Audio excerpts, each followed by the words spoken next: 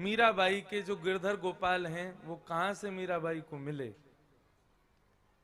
मीराबाई के गांव में एक बार श्री रैदास जी का आगमन हुआ और रैदास जी महाराज का नित्य नियम था, रोज अपने पहले गिरधर गोपाल जी की सेवा करते थे और उसके बाद में फिर शाम को गांव के लोगों को प्रवचन सुनाते थे। मीराबाई छोटी सी, उनका कोई ऐसा रुझान उसके प्रति था नहीं, लेकिन उनकी माताजी रोज जाया करती थी प्रवचन सुनने के लिए। एक दिन मीराबाई बोली, घर पे बैठे बैठे मेरा मन ना लगे, मां मैं भी आपके संग चलूं। मीराबाई की माताजी बोली, तू अभी लाली है, तू अभी छोटी है, तू प्रवचन में तेरो कहा समझ में आवेगो। वो ना मैया मुंह को ले चलो, मुंह को जानो है आपके संग। तो मीराबाई की उस बात को मान करके उनकी माताजी उनको अपने संग प्रवचन में ले गई। मीराबाई प्रवचन में गई। अब प्रवचन में तो उनको कुछ खास समझ में नहीं आ रहा था, लेकिन रैदास जी जिस मंच पर बैठे थे उसी मंच के एक कोने में एक बढ़िया सुंदर सा आसन बिछ रहा था, उस पर श्री गिरधर लाल जी की छवि विराज रही थी। मीराबाई ने प्रवचन सुनते सुनते जरा सी एक बार ऐसे नजर सी पड़ी होगी और नजर ऐसी पड़ी कि उनको देखती रह गई मीराबाई। और देखते देखते देखते देखते मीराबाई के मन में बार बार ये बात उठे कि मैं इनको जानती हूं, मैंने इनको पहले कहीं देखा है, मैंने इनका स्वरूप कहीं तो देखा है, ये स्वरूप कहीं तो देखा है मैंने। बार बार अपनी माँ से बोले, माँ ये कौन है, ये कौन है जो वहां बैठे हैं, जल्दी बताओ ना वो कौन है। माँ बोली, चुपचाप बैठ, ये गुरुजी रैदास जी के गोपाल जी हैं, रैदास जी के गिरधर लाल जी हैं। माँ इनसे पूछो ना इनका नाम क्या है। प्रवचन पूरा हुआ, रैदास जी के पास में मीराबाई की माता जी गई और जाके बोली, बाबा मेरी लाली जब से आपको प्रवचन सुन रही है तब से उस स्वरूप पर मोहित हो गई है। ये पूछ रही है इनको नाम कहा है। रैदास जी बोले, इनका नाम है गिरधर गोपाल। अब जैसे ही गिरधर गोपाल नाम सुना, मीराबाई की हृदय की भावना कहने लगी, शायद मैंने कहीं ये नाम सुना है। मां इनसे ये पूछो ना इनका नाम गिरधर कैसे पड़ा। तब यही कथा जो अभी हम सुन रहे थे, ये पूरी कथा रैदास जी ने सुनाई। इंद्र का मान दूर करने के लिए, इंद्र के लिए सब लोग पूजा करते थे ब्रजवासी, उनके सबको अपने चरण आश्रित बनाने के लिए ठाकुर जी ने गोवर्धन पर्वत से अपना रूप प्रकट किया। इंद्र का मान दूर करने के लिए गिरिराज पर्वत उठाया, नख पर धार लियो गिरिराज, नाम गिरधारी पायो है, इसलिए इनका नाम गिरधारी पड़ा। अब ये बात जैसे ही मीराबाई ने सुनी कि गोवर्धन पर्वत उठाने की वजह से इनका नाम गिरधारी पड़ा है, मीराबाई का तो रोम रोम मानो जैसे रुदन करने लगा और रैदास जी के चरणों में गिर करके मीराबाई कहने लगी, बोले बाबा ये आपके नहीं है, ये तो मेरे हैं और मेरे पास आने के लिए आपका सहारा ले रहे हैं। रैदास जी को एक बार तो गुस्सा आ गया, बोले अरे बेटा कैसी बात करती हो, ये हमारे गिरधर लाल है, इनकी कब से सेवा कर रहा हूं मैं और तुम कह रही हो ये तुम्हारे। बोले नहीं, ये आपके हैं ही नहीं, ये तो मेरे हैं।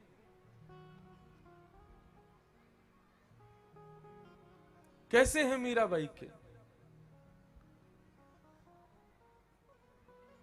द्वापर में भगवान का एक मित्र था सुबल, उस सुबल का ब्याह द्वापर में पूर्व जन्म में मीराबाई से हुआ था। जब मीराबाई का पूर्व जन्म हुआ, उनका नाम क्या था मुझे नहीं पता, लेकिन भगवान के मित्र सुबल के साथ में मीराबाई का द्वापर युग में ब्याह हुआ था। और जब ब्याह हुआ तो मीराबाई की जो माता जी थी उन्होंने मीराबाई को समझाया, बोले देख तेरो ब्याह तो है गयो सुबल से और तू ब्रजमंडल जावेगी, लेकिन या तेरे पति को जो मित्र है ना कृष्ण, वाकू अपनो मुख कभी नहीं दिखाइयो। मीराबाई बोली क्यों। बोले हमने सुनिए वो जाको मुख देख ले और अपनो मुख जाको दिखा दे, वाकू अपनो बना ले। और यदि कहीं तेने अपनो मुख दिखा दियो और वाने तेरो मुख देख लियो और कहीं तो को अपनो बना लियो तो तेरो पतिव्रता धर्म नष्ट हो जाएगा। भूल के भी अपनो चेहरा मत दिखाइयो। मीराबाई बोली बिल्कुल नहीं दिखाएंगे। और मीराबाई घूंघट करके सुबल के साथ ब्याह हो गया। अब वापस जाने लगे। ठाकुर जी वहीं ब्रज में लीला कर रहे थे, क्रीड़ा कर रहे थे। ठाकुर जी ने देखा, अरे देखो, अरे हमारो सुबल आयो भैया, बहू लेके आयो। नहीं नहीं, चलो जाके ने भाभी को मुख तो देख ले।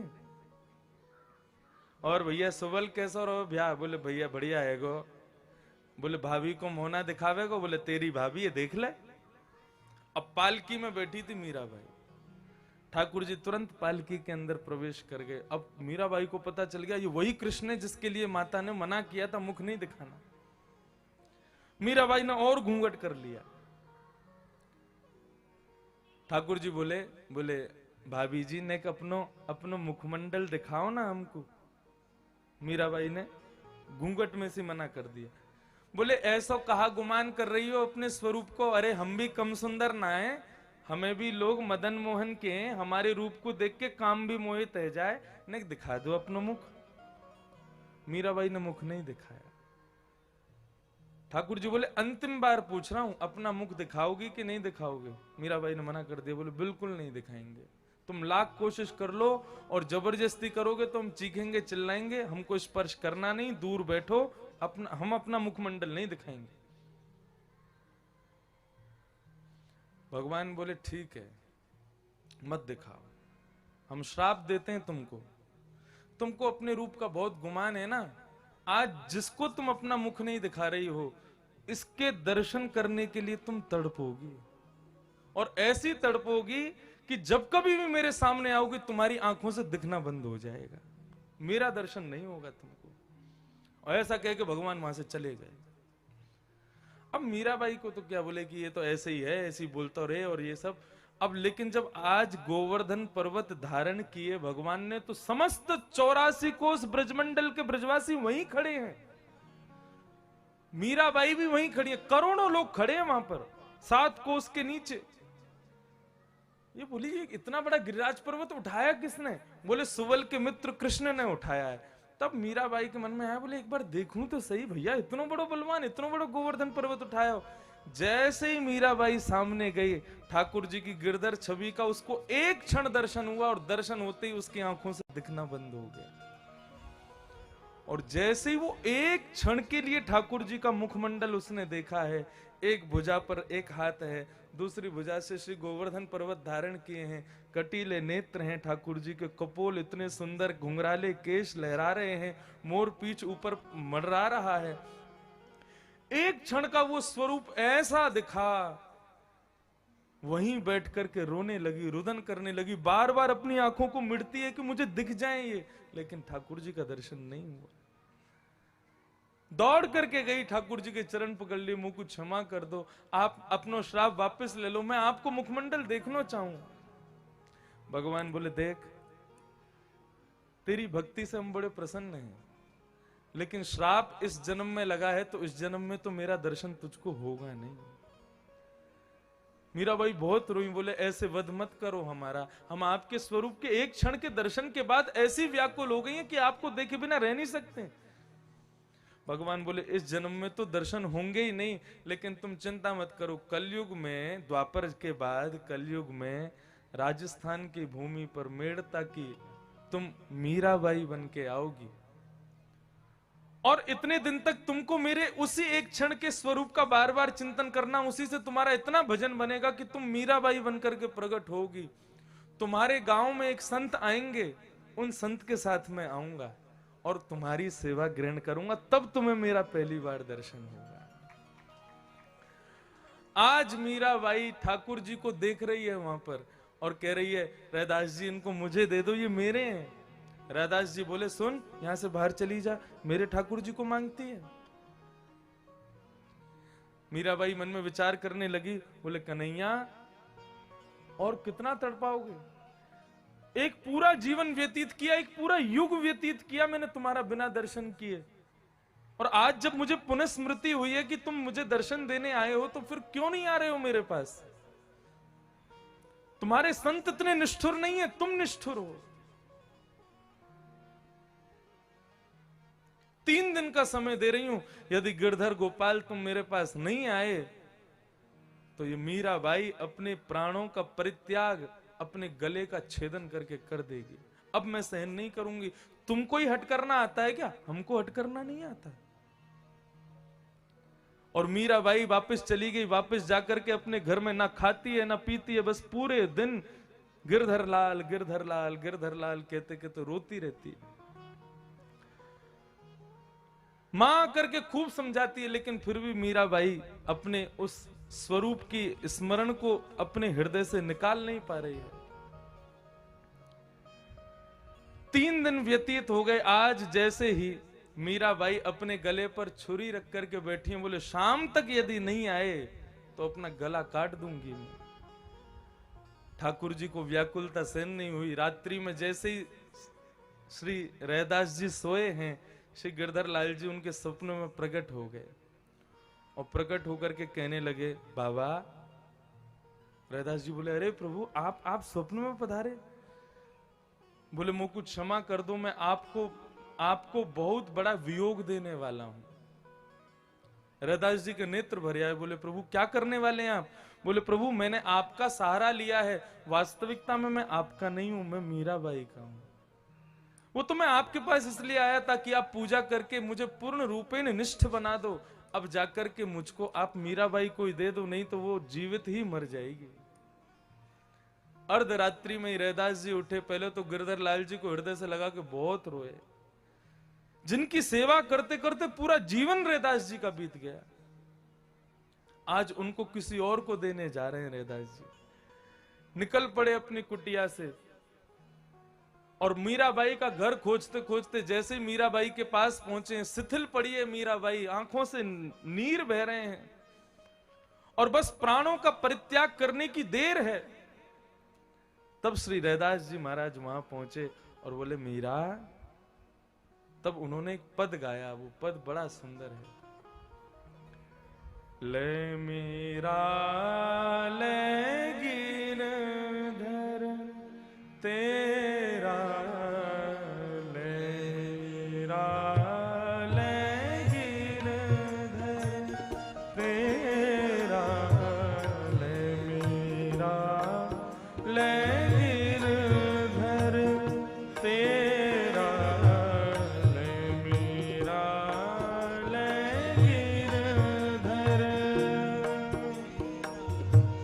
सेवा पूर्ण भई अब मेरी, सेवा पूर्ण भई अब मेरी, सेवा पूर्ण भई अब मेरी, सेवा पूर्ण भई अब मेरी।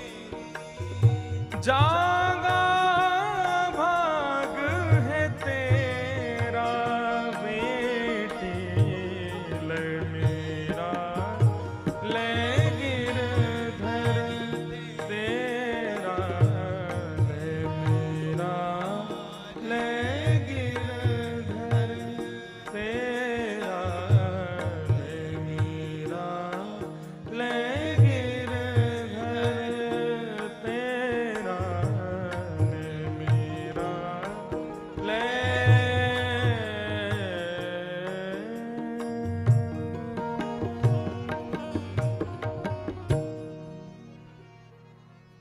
और रैदास जी ने अपने हृदय के स्वरूप श्री गिरधर गोपाल जी को मीराबाई को प्रदान कर दिया। और मीराबाई को देकर के रैदास जी हमेशा के लिए वहां से चले गए। और फिर उस गिरधर स्वरूप का वास्तविक दर्शन तो नहीं कर सकते, तो नेत्र बंद करके अपने हृदय कुंज में ही दर्शन करने लगे श्री रैदास जी। तो ये गिरधर स्वरूप ना जाने कितने लोगों को भगवत अनुरागी बना चुका है। इसलिए श्री गोवर्धननाथ हरिदास वर्य के नाम से जाने जाते हैं। गोवर्धन, गो यानी कि इंद्रियां, इंद्रियों का जो वर्धन करे, कृष्ण भक्ति में जो वर्धन करे, उसका नाम है गोवर्धन। मीराबाई को भक्त बनाया श्री गोवर्धन नाथ जी ने, सूरदास जी को भक्त बनाया श्री गोवर्धन नाथ, कुंभन दास, रैदास, सबको भगवत अनुरागी यदि किसी ने बनाया तो श्री गोवर्धन नाथ। और तो और क्या कहें, श्री कृष्ण को भी भक्त बनाया श्री गोवर्धन नाथ ने, इसलिए उनको हरिदास वर्य कहा जाता है।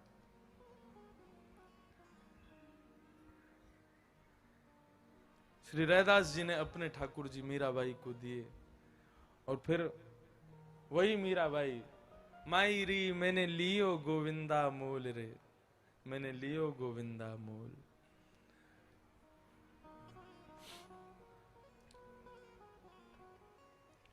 गिरिराज पर्वत 7 दिन 7 रात्रि पर्यंत ठाकुर जी ने धारण करके रखे। कल पूज्य महाराज जी धर्म मंडप का वर्णन कर रहे थे। गर्ग संहिता में धर्म मंडप के 4 स्तंभ हैं, बद्रीनाथ, रंगनाथ, द्वारिकानाथ और श्री जगन्नाथ। ये 4 स्तंभ हैं, इसके बीच में धर्म मंडप है और धर्म मंडप के मध्य में है श्रीनाथ। चारों का दर्शन कर ले और श्रीनाथ का ना करे तो धर्म मंडप का दर्शन पूर्ण नहीं माना जाता, और चारों का ना करे, श्रीनाथ जी का कर ले, श्री गोवर्धन नाथ जी का कर ले तो धर्म मंडप का दर्शन पूर्ण माना जाता है।